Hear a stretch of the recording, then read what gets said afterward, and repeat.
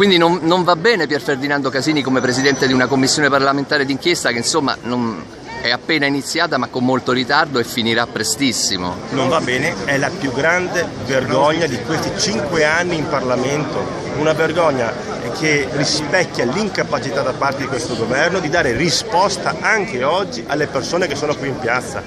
Questa commissione innanzitutto nasce già morta, ma soprattutto il Movimento 5 Stelle vuole, a partire dal prossimo mandato che ci daranno gli elettori nel 2018, ripartire subito in Parlamento con una nuova commissione di inchiesta senza Pier Ferdinando Casini, che nel frattempo mi auguro che i cittadini del nostro Paese abbiano bocciato su tutta la linea, e ripartiamo con una nuova commissione di inchiesta che abbia la forza di poter portare la verità e giustizia a tutte queste persone che oggi recriminano di essere stati truffati, effettivamente lo sono, e di aver perso i propri risparmi. Ecco,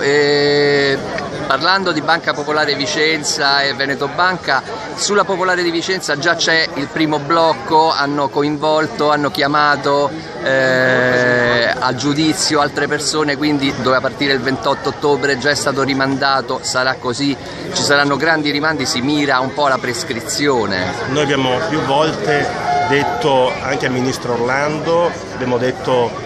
in tribunale, abbiamo detto con i capi procuratori che la più grande preoccupazione in questo momento è che tutto finisca in prescrizione. Se tutto finisce in prescrizione sarà l'ennesima volta in cui queste persone che sono qui oggi e tutti i nostri risparmiatori che hanno perso i soldi saranno stati presi in giro. Sarà l'ennesima sconfitta da parte di questo Stato che è lontanissimo dai cittadini, perché la prescrizione è la sconfitta dello Stato.